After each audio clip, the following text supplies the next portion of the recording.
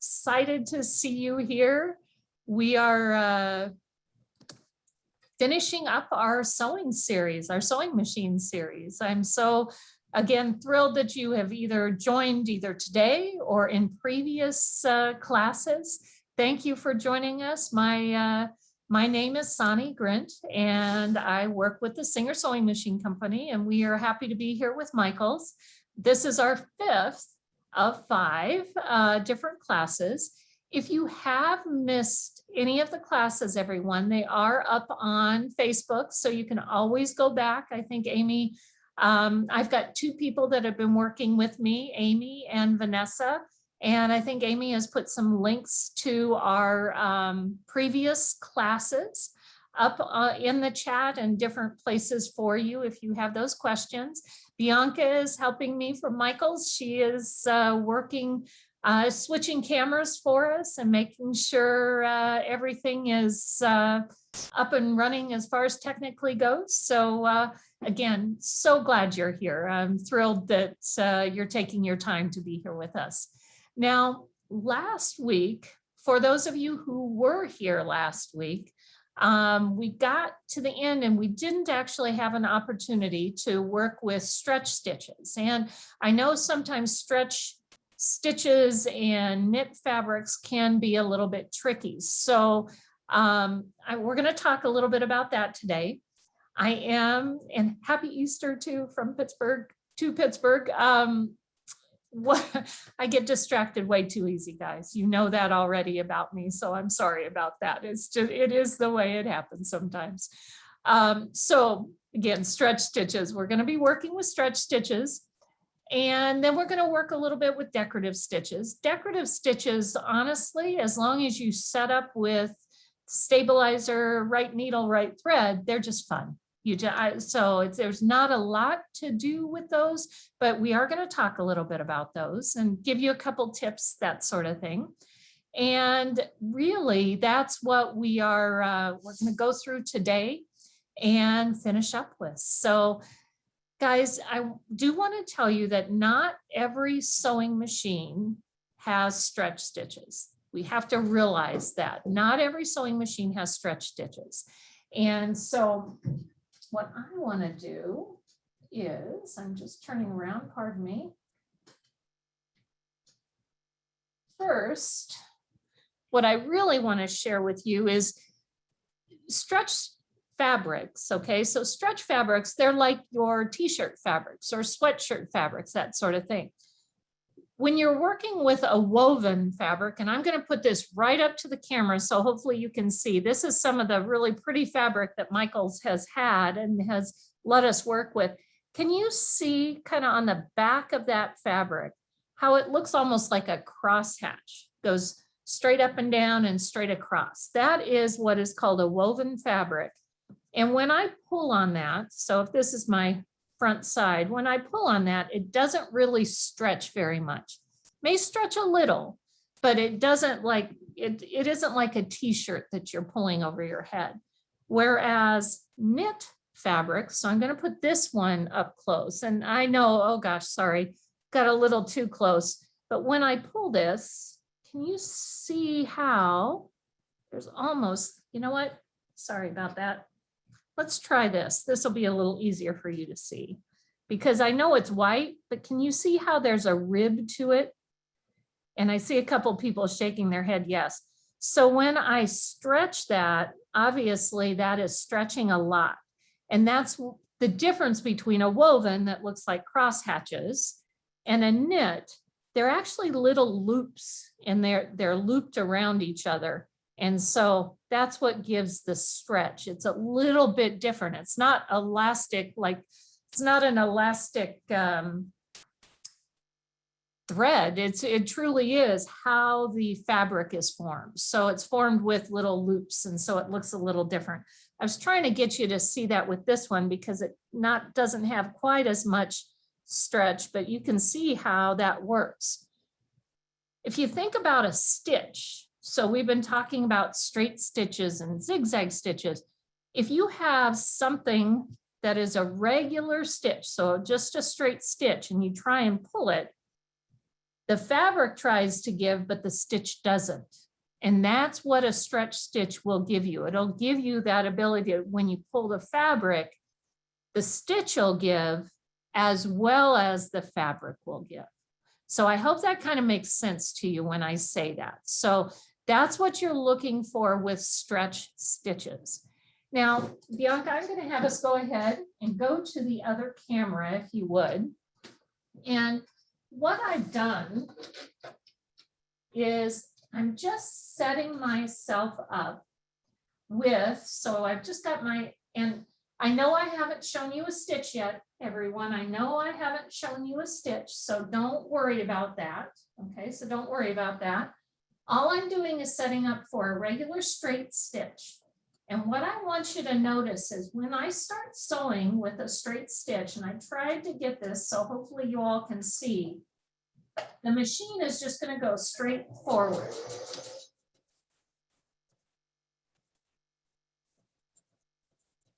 Can you see how the fabric, it's just moving straight? It's not moving around, it's just going straight like that.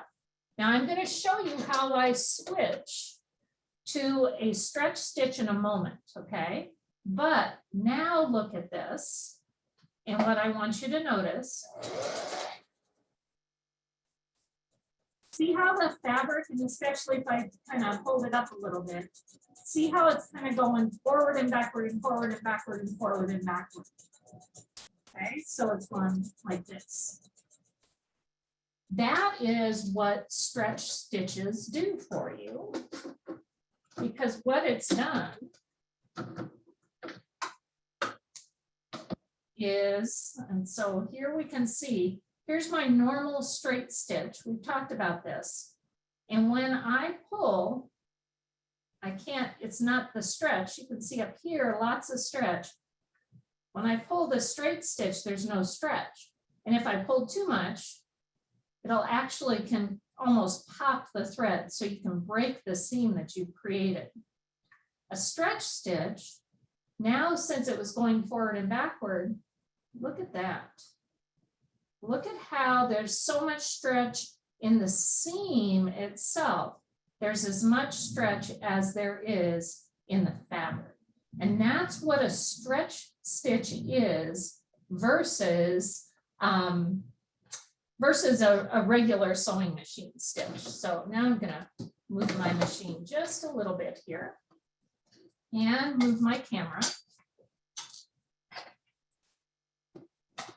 Now, again, everyone, what I want you to realize and what I want you to notice is each machine is a little different.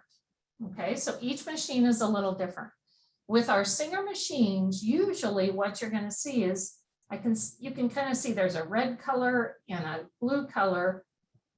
Up here, there's a red color and a blue color, and they kind of align that way. On your particular machine, you may have to look in the manual. You may have to look online, you know, that sort of thing. But what you're wanting to do is you're going to see, I'm just going to go over here, the stitch itself, try and get in a little bit closer. You know, the stitches themselves look a little different. And that is when you're going to use those stretch areas. So those different colors, okay? So straight stitch also has stretch stitches. Zigzag, so a normal zigzag also has stretch stitches, okay? So each regular sewing machine stitch has a stitch that builds in that goes forward and backward. So does that I hope that kind of makes sense to you, how you're going to work with that. And again, you just kind of match as you go along. Some machines, they don't have a second dial like this. So you just turn to the stitch that looks like that goes forward and backward. Now, everyone, that's the telltale sign is when you stitch and sew, is it going forward and backward? Okay, so Vanessa and Amy, I'm just going to ask if there were any questions about that before I start showing some of the different stretch stitches. Nope, I think you can continue. All right, that's great. And guys, remember, Vanessa and Amy are here. They're helping us with the chat, but please make sure, you know, if you do have a question, okay, if you do have a question, go ahead and make sure that you are typing that in the chat, and they'll ask me if it's for everybody or if you have something specific, we can get to that. All right. So what I'm going to do is I'm going to share with you, and you've seen me do this a couple different times.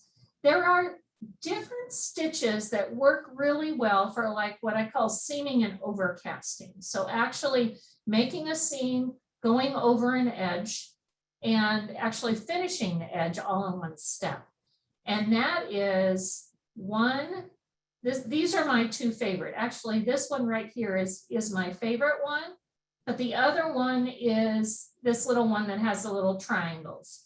Both of these are wonderful for seaming and overcasting. I'll explain what that means in a minute. I just want to show you the stitch first. But again, I know a lot of you have been taking notes with me. So in this case, we want to make sure that whichever, if it's a triangle or if it's a straight, it's going to the right. And you'll see here in a minute, that is your seam and overcast. I'm going to talk about the hem in a minute and elastic application, but right now we're going to look at our seam and overcast stitches.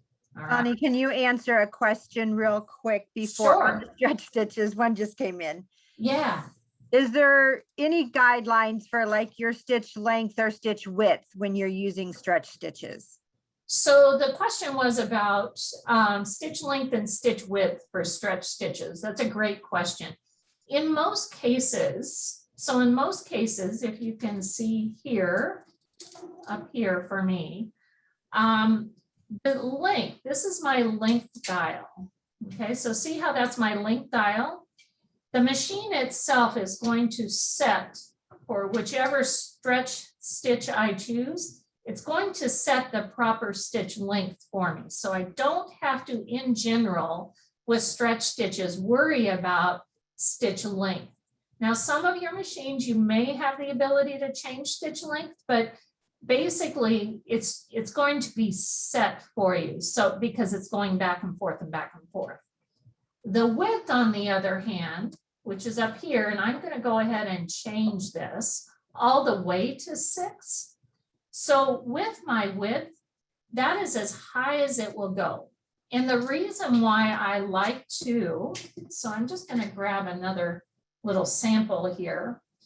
And the reason why, this is that same seam and overcast stitch. I like the wider width. I'm going to talk about trimming off here in a minute, but I like the wider width because it gives more fabric in the seam. So in general, the length is set. Width, you probably want to make it about as wide as it will go. Okay, so about as wide as it will go. That's going to be pretty important. Okay. So now let's go ahead. I am going to move. And I've set up for just my, I say normal.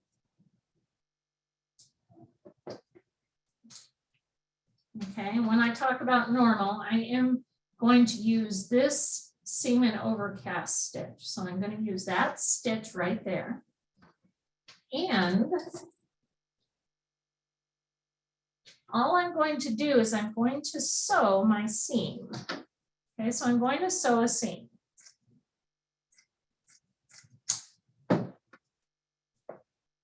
Now, here's the trick, guys. Remember, when we were talking about seaming garments and making seams on garments, we talked about there being a 5/8 inch seam allowance. So 5/8 inch seam allowance. That means that I'm going to have my fabric over a little farther here, and my stitch is going to be in this area. So what you have to be a little bit careful of, and that's why I did this particular little sample here for us, is you have to kind of realize that your stitch is going to be over here. So you're going to need to come back. I like to, you don't really need to, but just come back and trim close when you get, when you get to that, when you get finished. So let's go ahead. You're gonna see this moving forward and backward and forward and backward, because that is what stretch stitches do.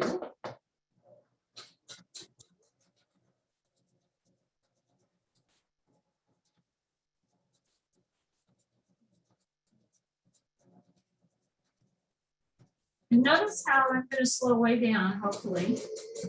See how it's jumping over the edge. Now I'm going to stop for just a moment because I can do this with my seam and go back and trim off. So again, trim all the way up here. But you can also sew right along the edge. But then you have to watch your seam allowance. So it is a little bit different, guys. And I saw something come up about tension. My tension actually is set at normal. I have not changed my tension from a normal tension. So it's set between 4 to 5. So I did not actually change my tension at all for this. It's just what is a normal tension. So see how now this one here is close to the edge, whereas this seam, I have to trim that off to get it close to the edge. So hopefully that you can understand what I'm trying to do there. So you have to kind of watch what your seam allowance is, whether you're going to trim or whether you're going to sew along an edge. And a lot of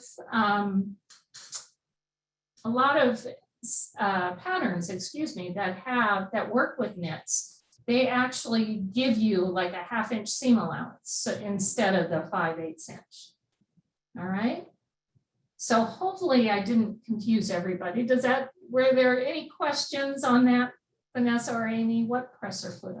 So I do see what presser foot I'm using. I am actually using the regular sewing foot. So my standard sewing foot for this. Something you may, and we kind of talked a little bit about this. I'm going to move the camera all the way up. Okay, so up here, this actually is the amount of pressure on the presser foot. Okay, so this is what is called presser foot pressure. I always have to say that slowly, presser foot pressure. And when you have thicknesses, sometimes you will take the presser foot pressure with thicknesses, so a lot of thickness, take it a little bit less, so toward the minus. If you have a dial that has numbers for presser foot pressure, you would take that to like a smaller number. So it just depends on your machine. But when you have lots of thicknesses, which we often do when we're working with sweatshirts and things like that, you will take that a little bit less to a smaller number. All right. So we good to go with that one? Yeah, there's a question about, do you need special thread for stretch stitching? Great question about thread. No, actually, you do not need special thread, but I was talking with some colleagues a little bit earlier today. Make sure you're using that good quality thread. This is a regular sewing thread that I'm using. It is the dual duty that Michael sells. It's really great thread. You just want to make sure you're working with a nice quality thread. You do not need a special thread. Great question. Great question. All right. So the next stretch stitch, and guys, if you, again, you can always go back and relook at this and like stop the video. Okay, so you can stop the video if you want to get it like a screen capture or something of some of these things. But these were our seaming and overcasting stitches.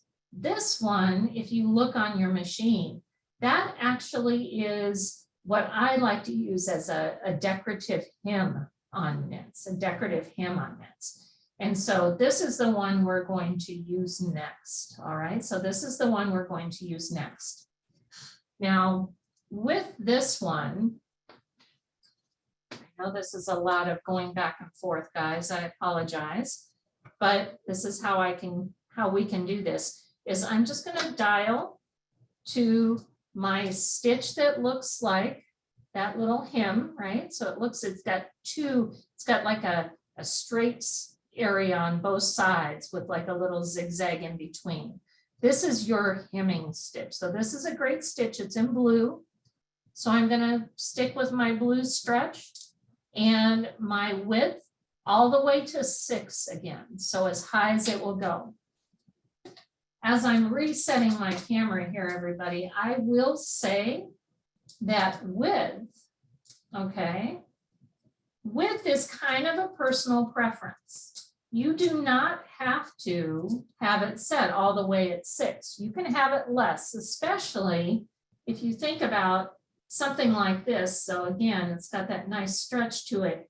The hem, maybe you don't want it as wide on a more delicate shirt or something like that. So you can always change the width to whatever preference you like. I usually take it as wide as it'll go. But the length, you really are kind of finding the length to be preset for you. All right. So this time with the hem, everybody, so this time with the hem, just going to fold up and I kind of press this a little bit. It's about an inch or so hem. Just again, depends on what your pattern is going to show. At the inch, I do have markings, okay? I do have markings on this side here. And what I'll do is I'll just go along an inch hem here, or an inch marking on this side. It's going to catch pretty much my inch here. You kind of feel as you are becoming more of a just so more, you can really kind of feel, I can feel, kind of just got my finger here, I can feel that I'm catching on that back edge. So I'm really just feeling where that, where this edge is, right? So I'm just kind of see how I'm just have my fingers here.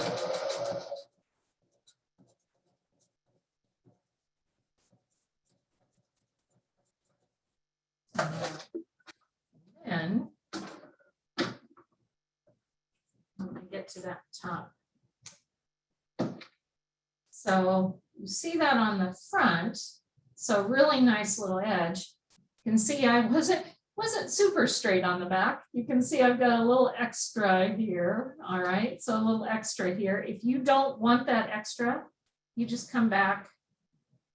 Now be very careful when you do this because I have had the opportunity to cut right through my fabric, right? So right through my fabric, but you can trim that little extra off. Now, again, it depends the hem size. Okay, so the hem size, it all depends on how big you need to make it, meaning if you need an inch or an inch and a half, that is up to you, or in the pattern, that sort of thing. However, I think I saw someone, there's no fold, there's no anything extra. I don't need to have an extra fold back here because with knit fabrics, they don't fray. They don't fray like what woven fabrics do. So you can go right along that edge and let that be open and it's okay. So that's okay.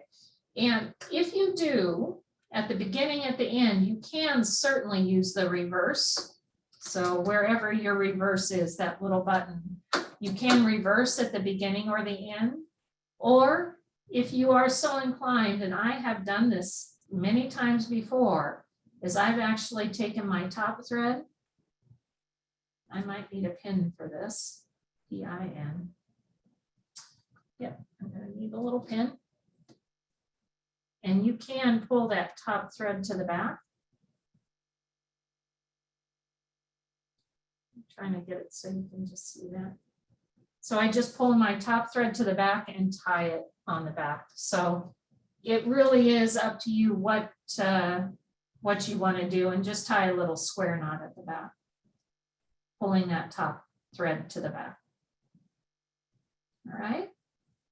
So yeah, great little finish, especially for kids wear. This is a great hem for that. So any questions about that? I think for right now, we're good. Okay. I keep wanting to make sure I'm not missing anybody. So guys, that's why I asked that. I want to share with you.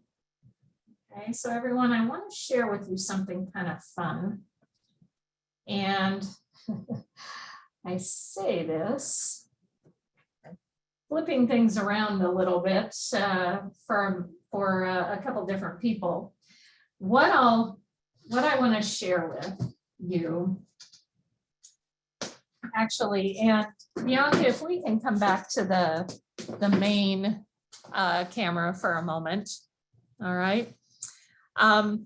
One thing that I love to do for people with new kids, new babies, you know, even toddlers, my girlfriends from college, I made them all little bibs for their kids. So little bibs for their kids out of either a tea towel.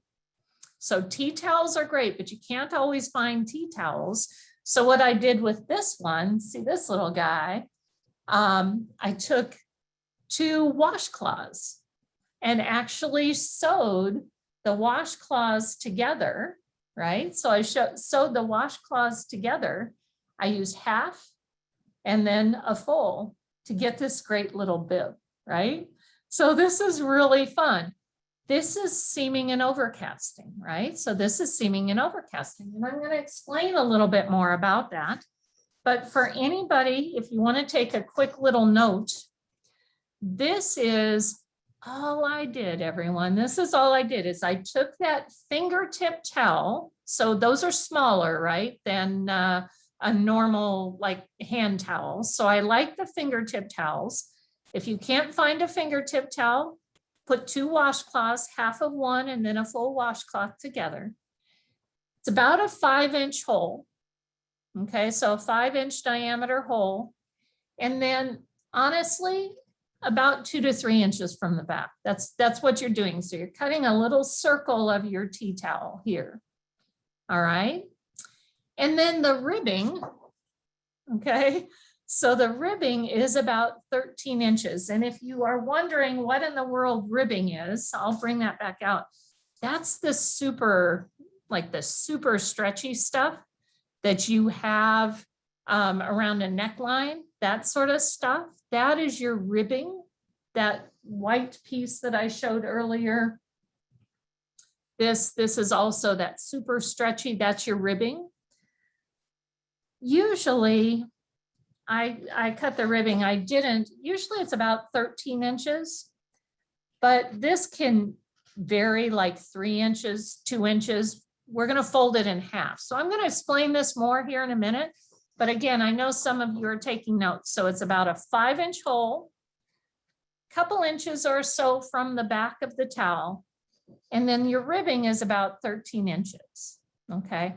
And I see, Vanessa, thank you. You can use basically any sort of knit fabric for your ribbing. So if you can't find this, you can use other fabric.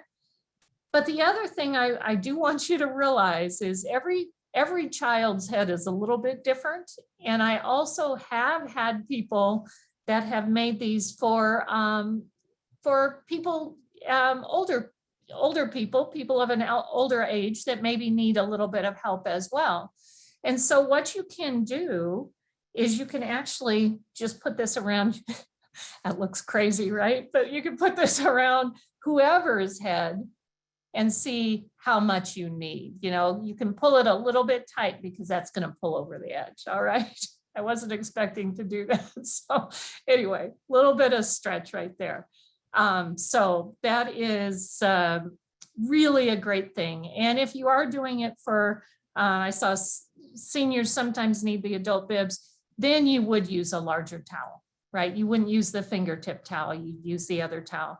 You probably would also have to make the hole a little bit bigger, because if you think about it, 5 inches isn't going to go over an adult head.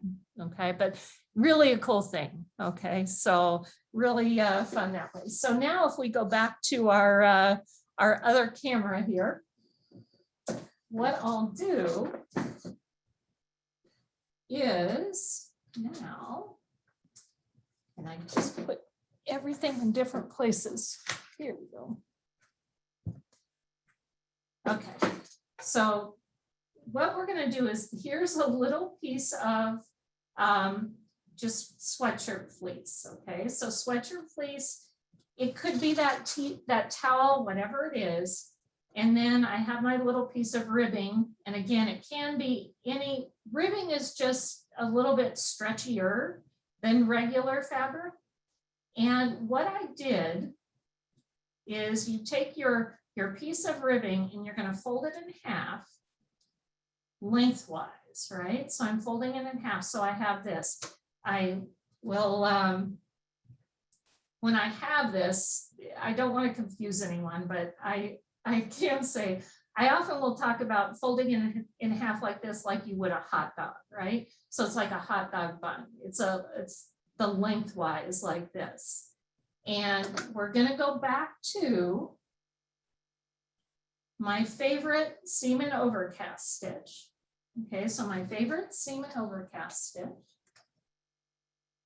And what we'll do is we're going to put, now I highly recommend you play around and practice a little bit with stretching your ribbing, okay, because you want to have a little bit of good stretch. And then I'm going to talk with you about how to do that for that bib, all right? But basically, you're going to start up at one corner.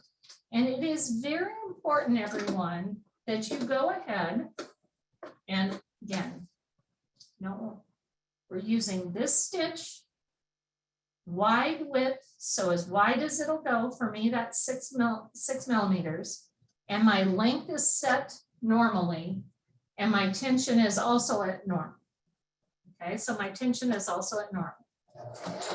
Everyone, you want to take a few stitches first. I just took a couple stitches. That's going to actually hold my ribbing in place.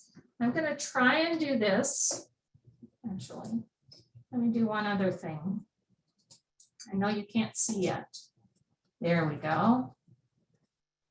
It's a little tricky to see this both. Now, all I'm going to do is I'm going to pull my ribbing, stretching the ribbing. I am not stretching the fabric underneath, stretching the ribbing, not stretching the fabric underneath, and I'm guiding the fabric underneath. So I'm just guiding that fabric underneath. I am stretching the top, guiding the bottom.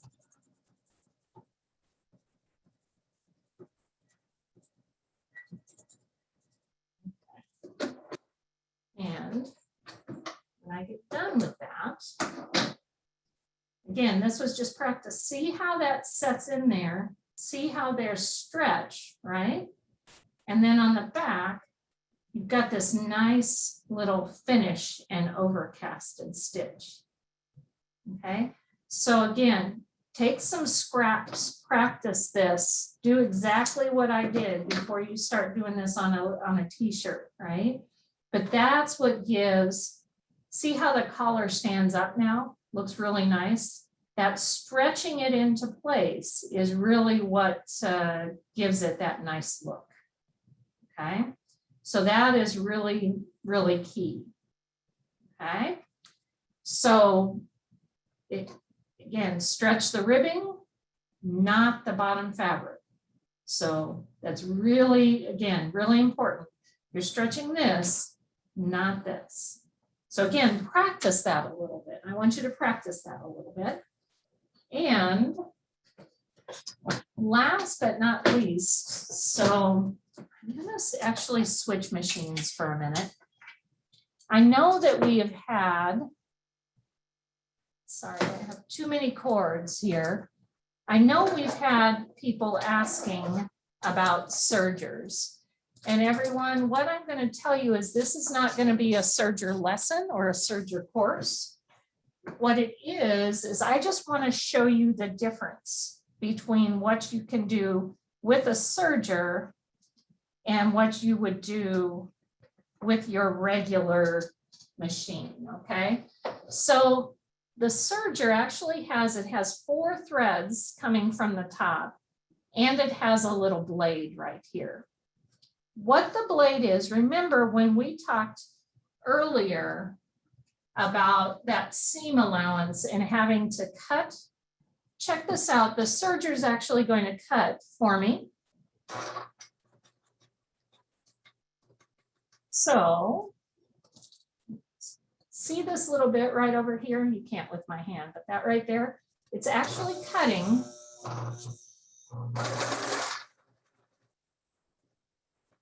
as I'm sewing. And so see how the edge is actually finished at the same time. So I just wanted you to see that that's why some people, stretch stitches are fabulous. You can do so much with it, but that is why some people like to work with a serger. And think about, you know, working with a serger as you go forward.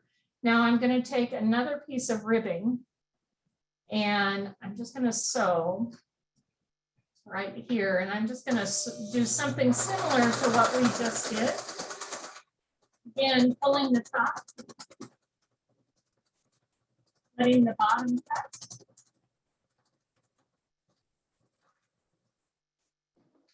And just, again, just like we did, there's your little edge there, right? So that overcasting on the backhand side. Now, normally everyone, when you are working with the serger, you're going to use all the same color of threads. I wanted to show you that there's a lot of stuff going on with this, but I'm not going to, again, not going to do a serger class, but I just wanted you to see. I saw someone say that's so cool. You know, it's something to think about as you become more of a sewist. Sergers are a great complement to your regular sewing machine. So, all right. So let's come back to our regular sewing machine. And the last thing I want to do before we move on. So if we are having any other questions right now or anything like that, Vanessa or Amy, I'm going to just talk a little bit about putting the ribbing into that circle for that bib. But you're good. They love the serger demo. They think you should do a class on that. So, well, we will have to work on that. But I think sergers are great too. I really do. I use mine a lot. And you know what, Bianca? I think let's go back to our other camera, just because it's a wider angle.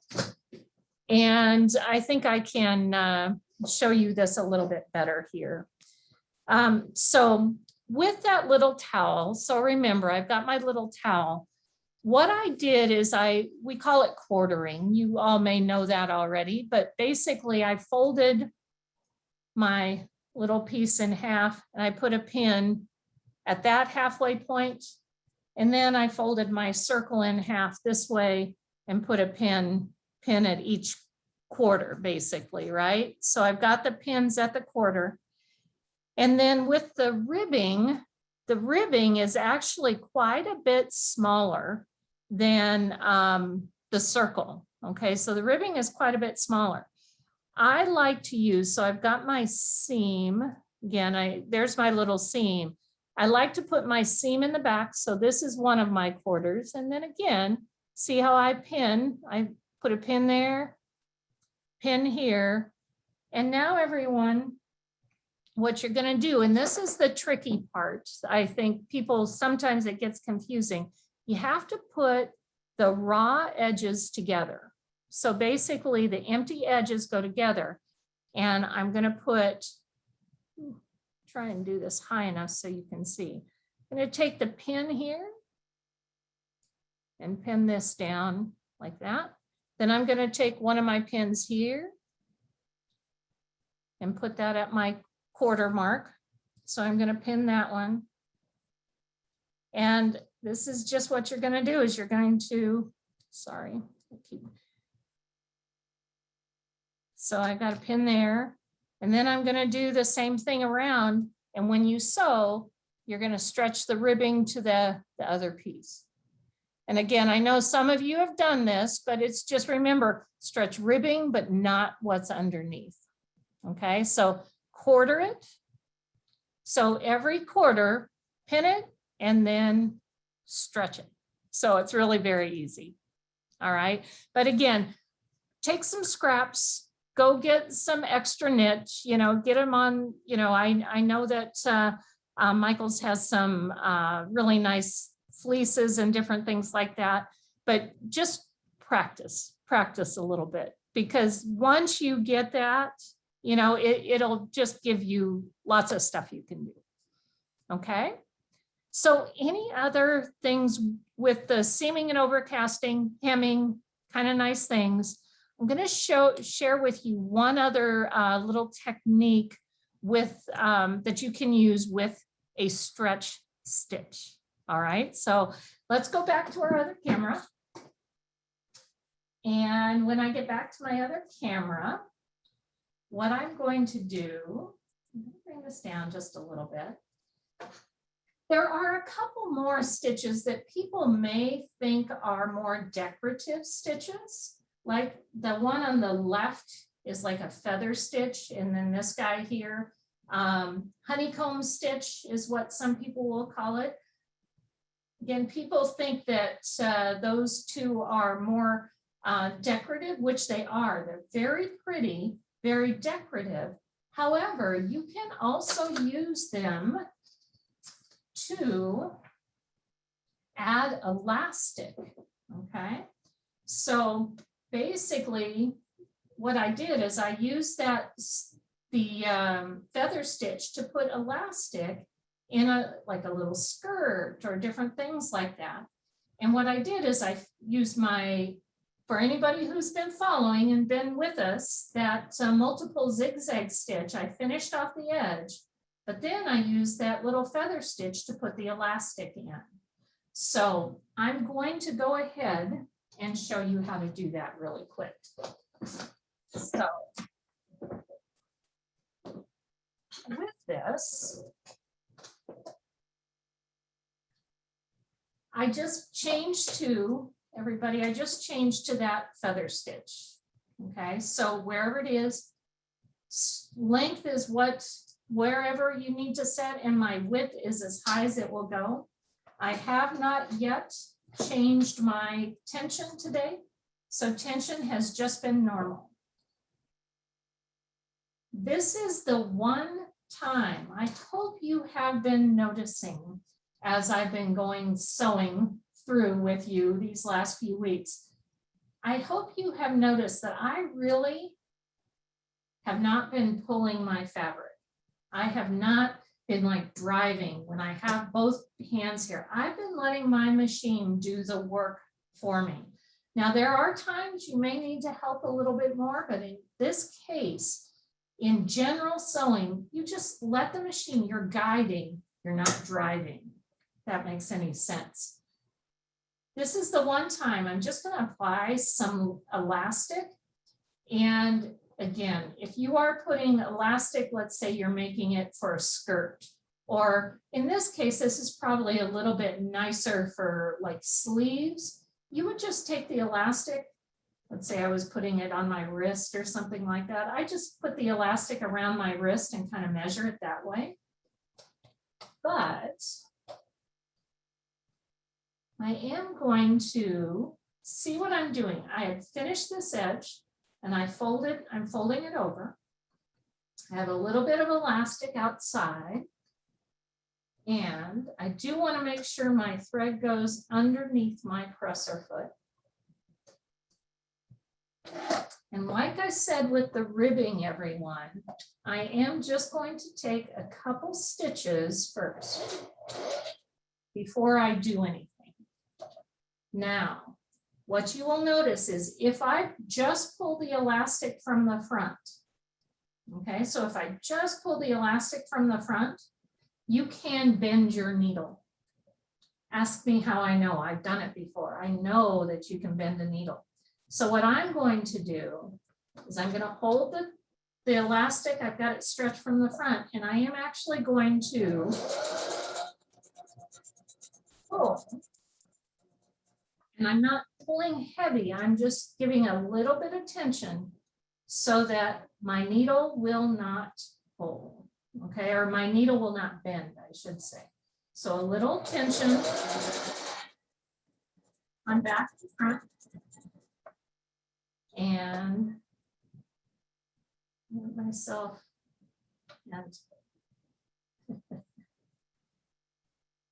put the camera in the middle of me and my machine. It makes it a little tricky.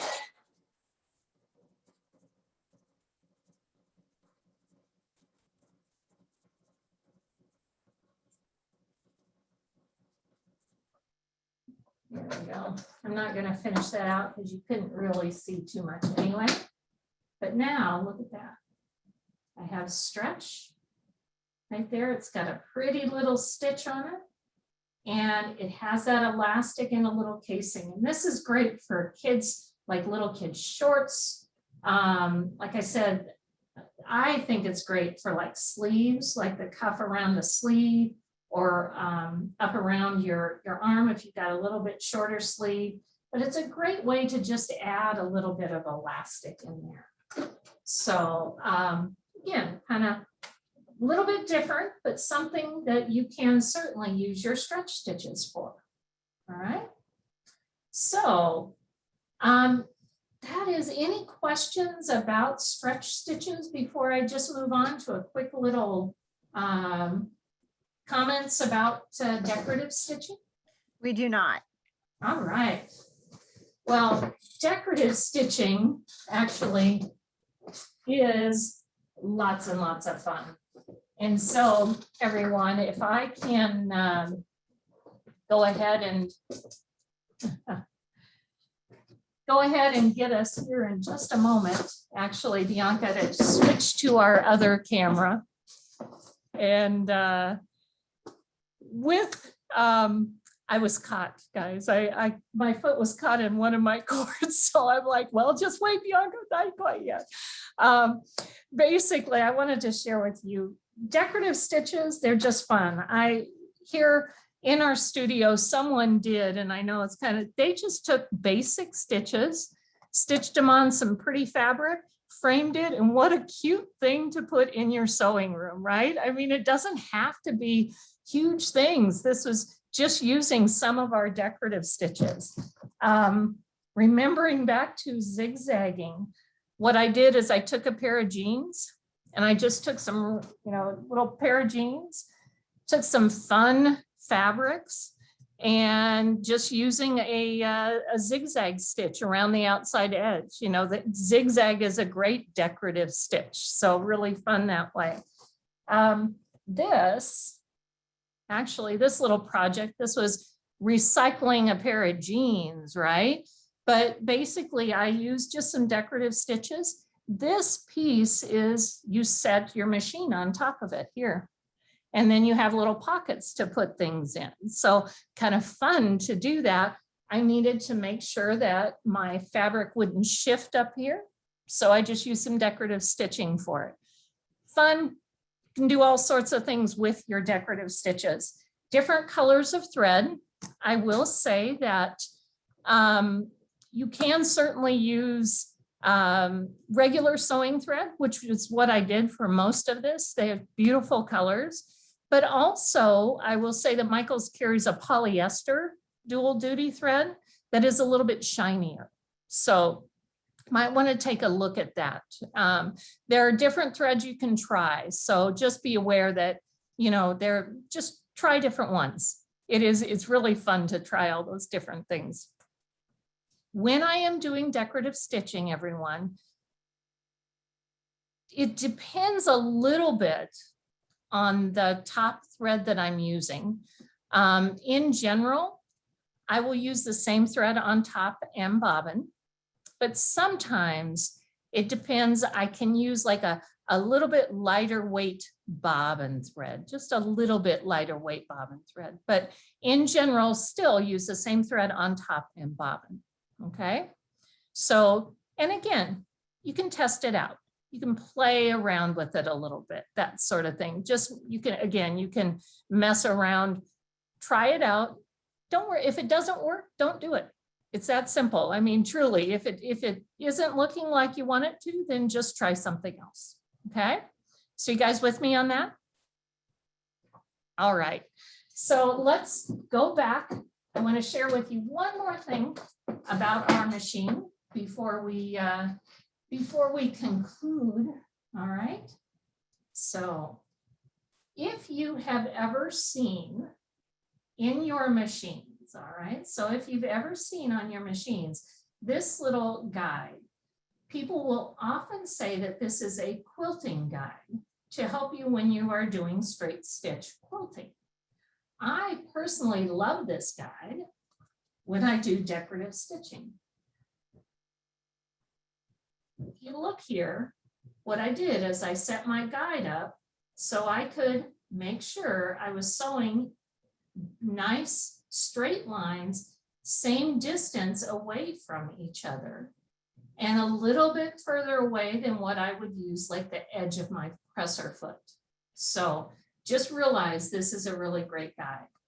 I'm going to try, guys, I'm going to try really hard here to see, and I'm going to bring my camera way down. Again, every machine is slightly different, but on my Singer Heavy Duty here, this little ankle, this piece at the back where we changed our presser feet, this bar actually goes right underneath this area. So you kind of have to, again, every machine's a little bit different, so you might have to take a look at that. But now that I have this guide in here, I get that to a point where you can see it better. When I choose to do any decorative stitch, so it can be a satin stitch, it can be a regular straight stitch, it can be all sorts of different things. But basically, that guide, sorry guys, I had a little tickle and I didn't want to cough. That guide can help you sew straight. So, and you can move it in and out. A lot of our machines come with this. Otherwise, I believe you can find those either on michaels.com, different places, or your sewing machine manufacturer.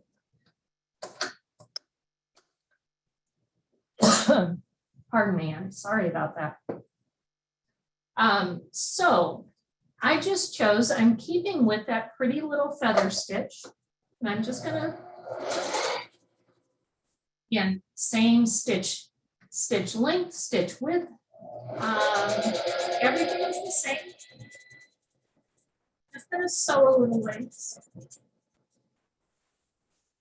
Sew all the way down and just sew a little ways, just so you can see. I did use a stabilizer behind my fabric for all of this, for all of these decorative stitches. I will use this, this little stabilizer because that will help my stitch look prettier. But here's the beauty of, and it is, I think Vanessa or Amy was saying, this is called a quilting guide, but I tend to use it for decorative sewing, like I said, because now that I've got this set, I'm going to choose a different stitch. Let's see here. Let me just go back to, this will be good. So I'm going to just go back. Now, I have to laugh a little bit as I'm doing this, everyone, because you see what I'm doing today, what I just told you to do. I'm playing. Oh, let me see. I want this stitch. Let me try that stitch, whatever it may be. But I'm just trying a different stitch. And see what I'm doing is I'm guiding along the edge, right down the center of my stitch. Okay, so I was right on the center of the stitch. So doing that, I personally love my decorative stitches to look like I'm making a little ribbon. So I'm coming around. And this is just a tearaway, a lightweight tearaway stabilizer.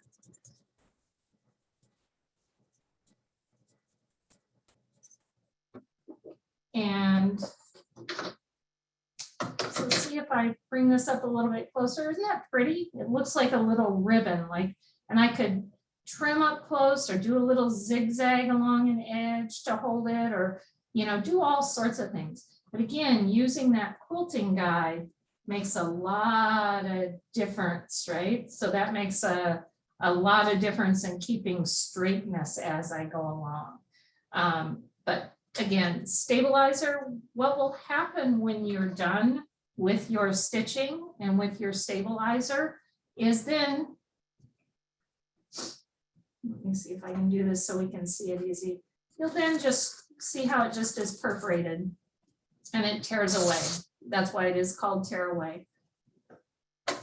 You can get yourself, and you do have to be like, if you're in here, you do have to be a little careful when you take that out because you don't want to ruin your stitch. So you want to take your time taking the stabilizer away.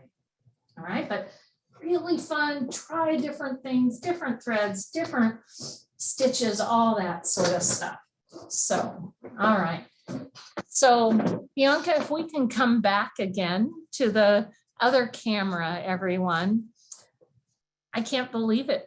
I recognize some of your faces and names and places as you were coming up. This is our last session and it was great to be here with you. I had so much fun. I hope you had a good time, learned a little bit. Remember, you can always go back and check this out on YouTube again. So if you need to re-look at something or you want to look at something, close up, you can do that and pause and all that sort of stuff.